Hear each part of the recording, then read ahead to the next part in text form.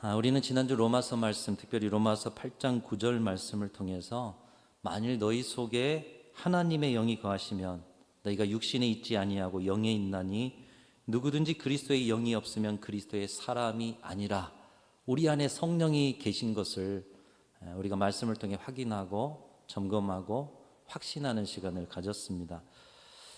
내 안에 성령이 계시는가? 여러분, 이 아침에도 주님은 우리에게 묻고 계십니다. 성령이 우리 안에 계셔서 우리를 인도하시고 오늘도 예배 가운데 영광으로 충만케 하심을 여러분 믿음으로 고백하십니까?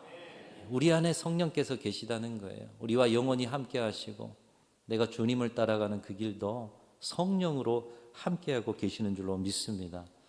인생을 돌아볼 때 우리는 절실하게 성령의 도우심이 필요합니다.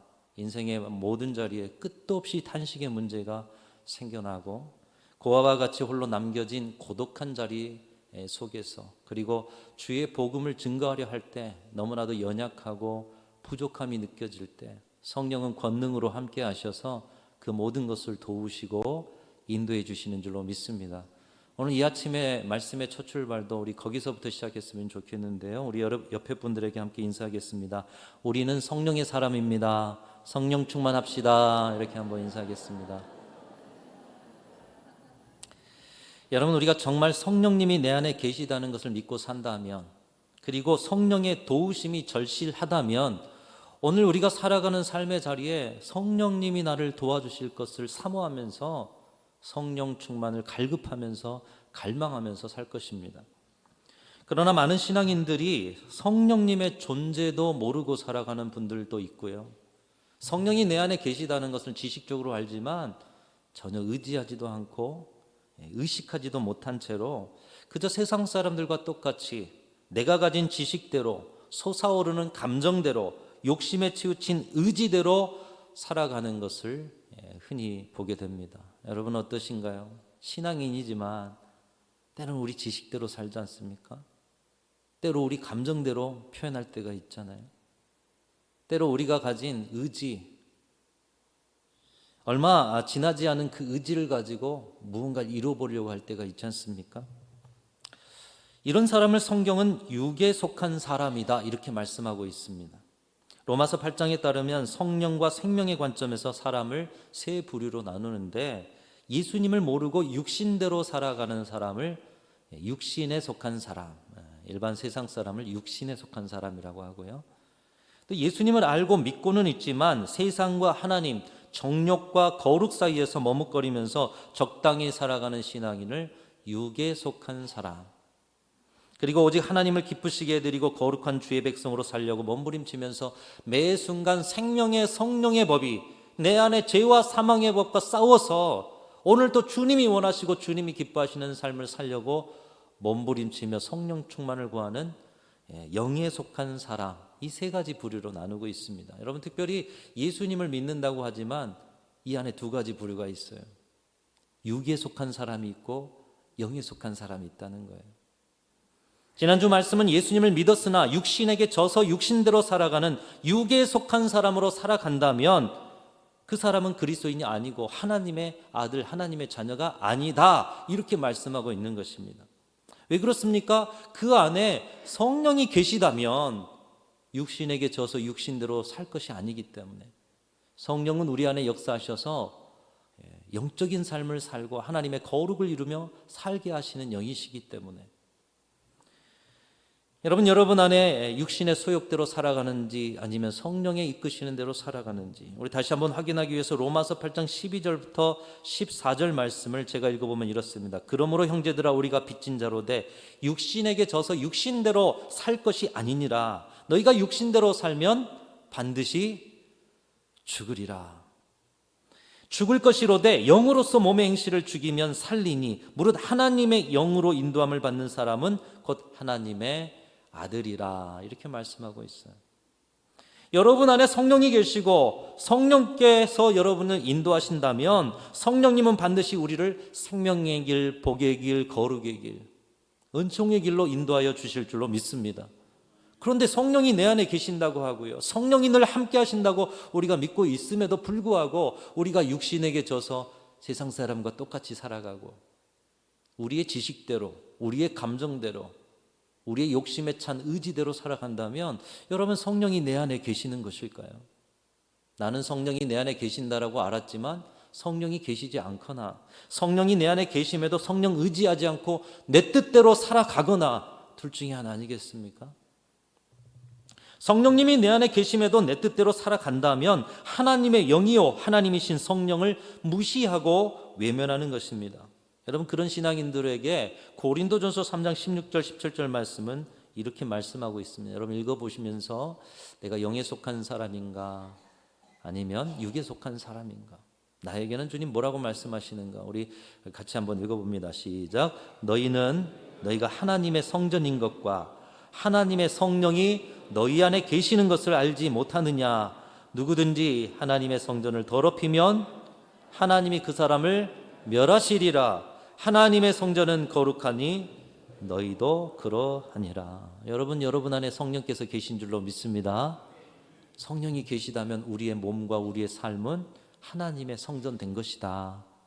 그런데 하나님의 성전이면서도 우리의 그 몸과 인생을 죄악과 세속으로 더럽힌다면 하나님 그 사람 멸하실 것이다. 왜? 하나님의 성전을 더럽힌 것이니. 그렇기 때문에 우리의 몸을 성령이 계시는 정결하고 깨끗하고 거룩하게 구별하는 삶을 우리가 살아가야 한다라는 것입니다. 그렇지 않으면 하나님이 멸하시리라. 하나님의 성전은 거룩하니 너희도 그러하니라. 사랑하는 성도 여러분, 여러분 안에 성령께서 계시고 여러분의 인생의 성령이 함께 하시는 성전인 줄 알고 여러분의 몸과 인생의 모든 시간을 거룩하게 구별하셔서 성전된 삶을 살아가시는 우리 성도들과 우리 순천중앙교회가 되실 수 있기를 간절히 소망합니다. 성령이 우리 안에 계시는 것이 얼마나 우리에게 큰 복이요 은혜인지 아는 사람은 어떻게 해서든지 성령이 계실 수 있도록, 지난 시간에 우리 다윗의 몸부림을 보았죠. 내 안에 성령을 거둬가지 마십시오. 성령이 내 안에, 내 삶에 계시는 것이 얼마나 큰 복인지를 안다면 어떻게든 성전된 삶을 놓치지 않으려고 몸부림치는 것이. 여러분, 우리 안에 계신 성령께서 어떻게 일하고 계실까요? 어떤 일을 하시는 분이십니까? 오늘 말씀을 통해서 보는 성령의 중요한 사역 한 가지를 본문 가운데서 우리는 찾아볼 수가 있습니다. 자, 본문 요한복음 14장 26절 말씀 우리 함께 읽으면서 오늘 우리가 배워야 할 이 성령의 사역, 우리가 사모해야 할 성령의 사역 한번 찾아보면 읽겠습니다. 시작. 보혜사 곧 아버지께서 내 이름으로 보내실 성령, 그가 너희에게 모든 것을 가르치고 내가 너희에게 말한 모든 것을 생각나게 하리라. 우리가 성령의 인도하심 가운데 있을 때 성령께서는 성령을 전적으로 의지하는 영혼에게 하나님 말씀 깨닫도록 그의 전 인격을 밝히시는 줄로 믿습니다. 지성이 밝아져요. 감성이 온전해져요. 의지가 대단해져요. 우리가 가졌던 것과는 차원과 다른 것으로 밝히시는 거예요. 그 밝아진 인격과 영으로 하나님의 말씀, 도저히 깨달을 수 없는 그 영의 세계의 성령의 감동으로 쓰여진 그때 그 말씀을 깨달아 알게 하신다는 것입니다.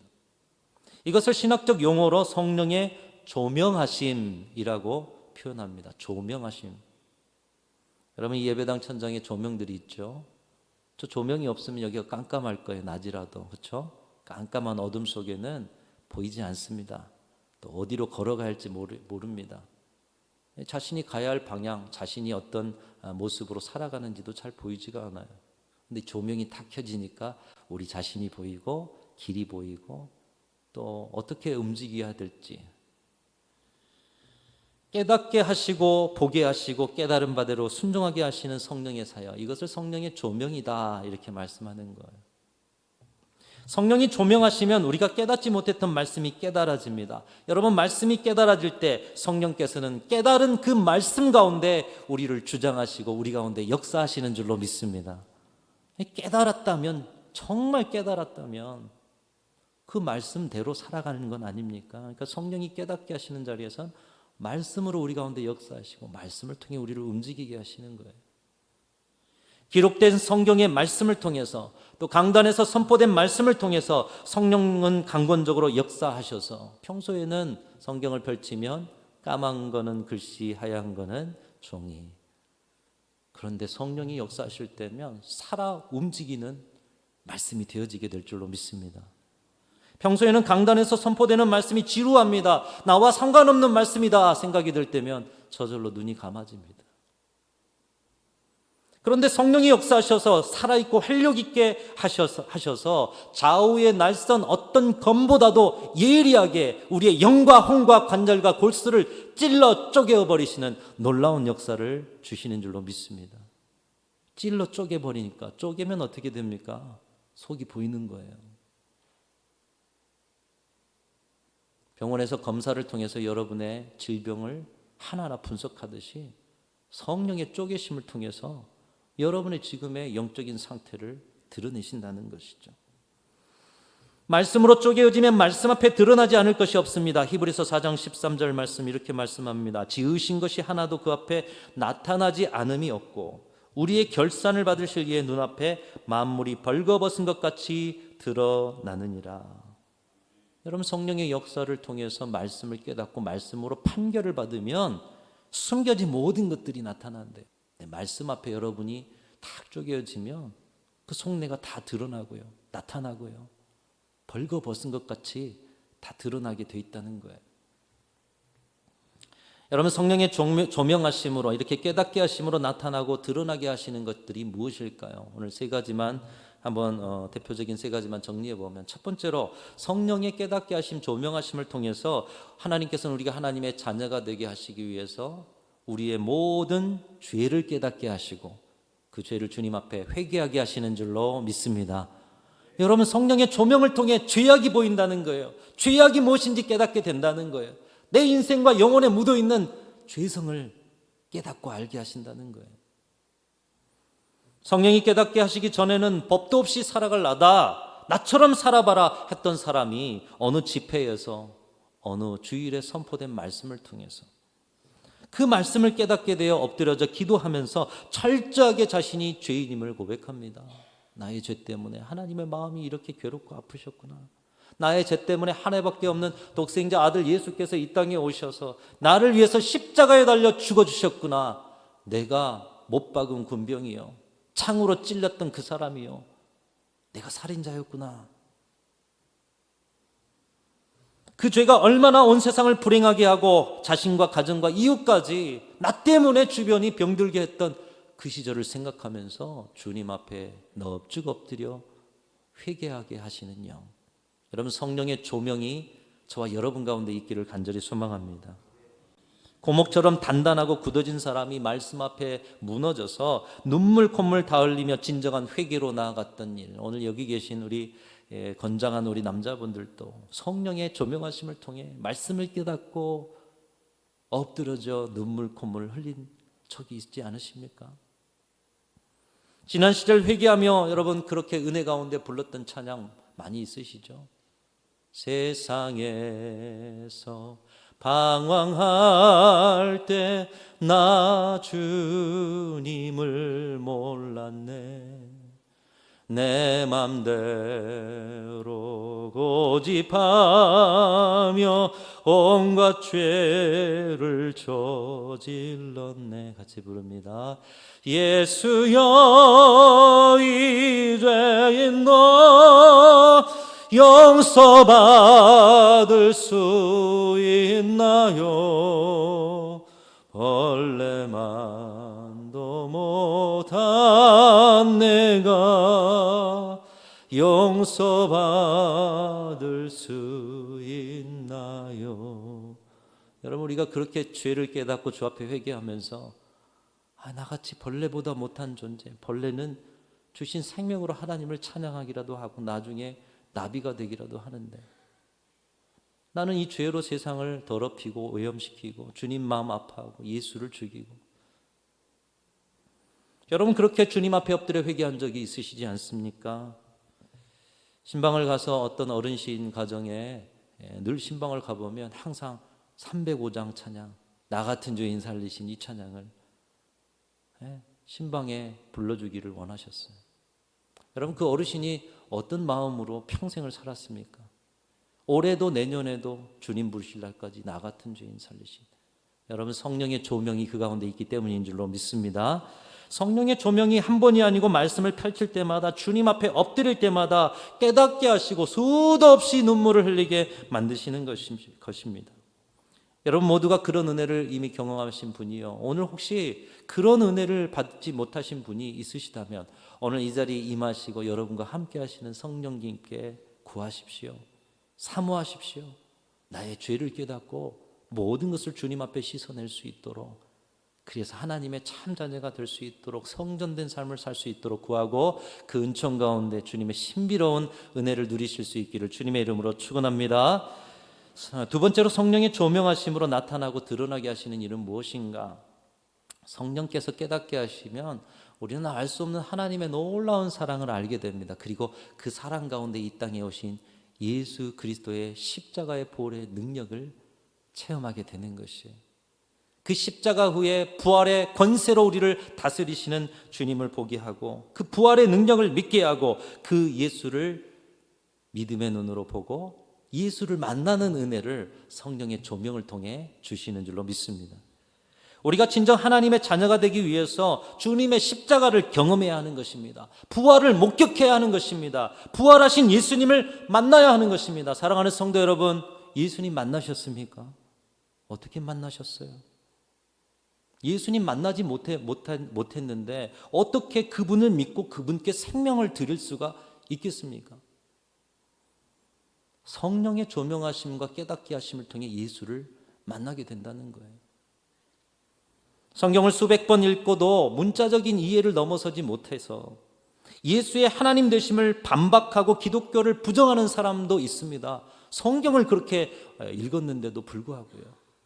반면에 극악무도한 죄를 저질렀음에도 작은 말씀 한 구절 펼쳐 읽는 순간부터 눈물이 저절로 그의 뺨을 적실 뿐만 아니라 온전한 회심으로 자신의 삶을 뒤바꿔서 주의 종이 된 사람들도 있어요.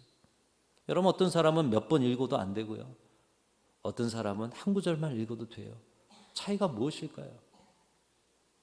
성령이 깨닫게 하시는 은혜가 없으면 하나님에 관한 이론을 지나칠 만큼 잘 알아도 예수의 메시아 되심과 예수의 하나님 되심을 도저히 알 길이 없는 것입니다. 대표적인 사람들이 바리새인과 서기관들 아니겠어요? 그들은 예수님을 앞에 놓고도 그분이 메시아임을, 그분이 하나님이심을 깨닫지 못했어요. 성령이 조명할 수 없는 단단하게 굳어진 마음이었기 때문인 것이에요. 그러나 예수님의 제자 베드로는 어부 출신이었어요. 바리새인과 서기관들보다 뭘 얼만큼 알겠어요. 그럼에도 불구하고 예수님 앞에 이렇게 고백하죠. 주는 그리스도시요 살아계신 하나님의 아들이십니다. 성경에 예언되었던 그리스도 메시아가 당신이시오. 당신이 하나님의 아들 곧 하나님이십니다. 이렇게 고백하는 거예요. 그런 고백에 예수님이 칭찬하시죠. 마태복음 16장 17절에 예수께서 대답하여 가라사대 바요나 시몬아 내가 복이 있도다. 이를 내게 알게 한 이는 혈육이 아니요 하늘에 계신 내 아버지시니라. 그가 예수님을 그리스도로 고백하고 예수님을 하나님의 아들로 고백하는 것은 하나님이 가르쳐 주셨기에 어떻게 해요? 성령의 조명하심을 통해, 성령의 깨닫게 하심을 통해, 사람의 힘으로, 이론으로, 노력으로, 지식으로 안 되는 예수가 그리스도요, 예수가 하나님이심을 깨닫게 되었던 것입니다. 우리도 그렇습니다. 우리가 언제 예수님을 눈으로 보았습니까? 여러분, 예수님 언제 만나셨어요? 2000년 전에 오셨던 그분 어떻게 만나셨습니까? 그럼에도 불구하고 여러분 예수님 만난 자라고 말씀하고 계시지 않습니까?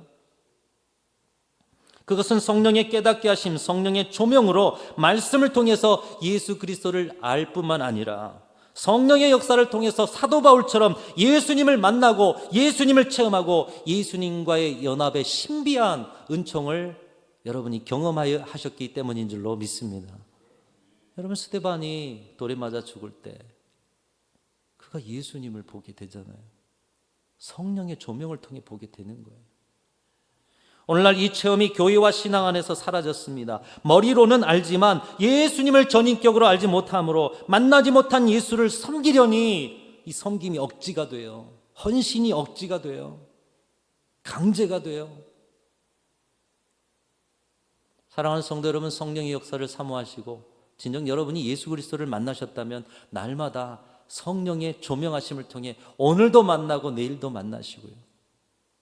근데 그 만남을 잃어버리셨다면 성령을 사모하시고 도와달라고 성령께 구하십시오.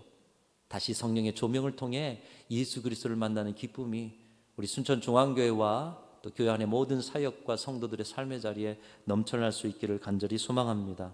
예수님 만나는 거 너무나도 중요해요. 우리 교회학교 다음 세대 이야기하지만 교회학교 예배 속에 예수님 만나지 못하고 여름 사역과 모든 프로그램 안에서 이 예수님 만나는 일이 가장 먼저인 것 아니겠어요?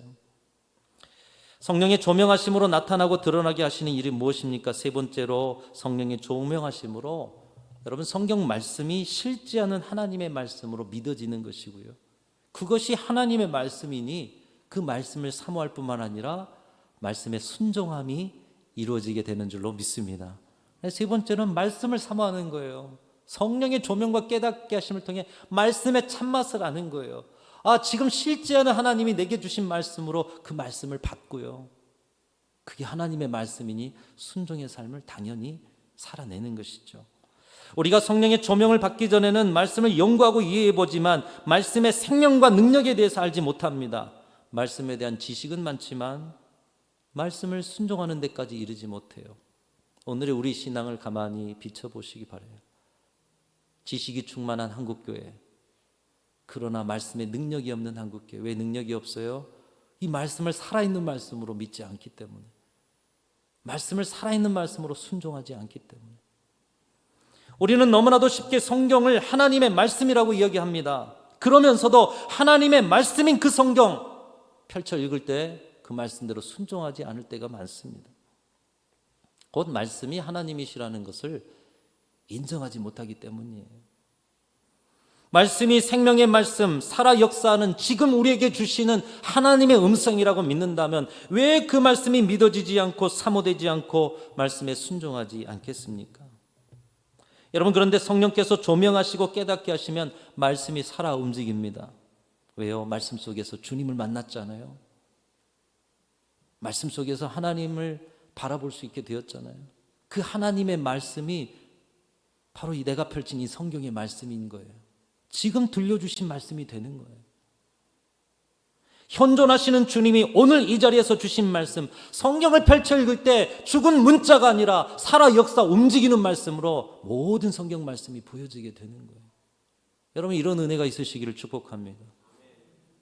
오늘도 살아계신 주님이 주신 말씀으로 성경을 펼쳐 읽으시고 그 말씀을 그대로 순종하는 이 성령의 조명과 역사하심이 있으시기를 축복합니다. 사랑하는 성도 여러분, 오늘도 성령께서는 계속해서 말씀을 깨닫게 하시고요, 어두운 우리의 삶의 자리에 조명하여 주십니다. 가장 먼저는 삶 속에 때 묻어 있는 성전되지 못한 우리의 죄를 또다시 깨닫게 하시고, 또 하나 주님 만나는 기쁨, 우리의 방법으로 만날 수 없는 그 주님을 만나게 하시는 그 기쁨과 영광, 또 오늘 들려주시는 그 말씀이 오늘 주시는 생명의 말씀으로 들려지고 믿어지고 순종케 하시는, 그래서 말씀을 사모하게 하시는 놀라운 역사를 성령께서 주시는 줄로 믿습니다. 여러분, 이 은혜를 잃어버리신 분들은 없으십니까? 이미 다 경험한 바인데 혹시나 잃어버린 분들이 있다면, 혹시나 아직 체험하지 못한 분들이 있다면 오늘 성령이 여러분 안에 계시는 줄로 믿습니다. 성령이 이 예배 가운데 함께 하셔서 여호와의 영광으로 임재하고 계시는 줄로 믿습니다. 성령을 사모하십시오. 성령께 구하십시오. 성령께서 여러분에게 합당한 은혜로 각기 채우시고 놀라운 은혜와 신비를 날마다 체험하며 그 승리로 세상 가운데 하나님의 나라를 세워가는 교회와 성도로 저와 여러분 모두를 세워주실 줄로 믿습니다.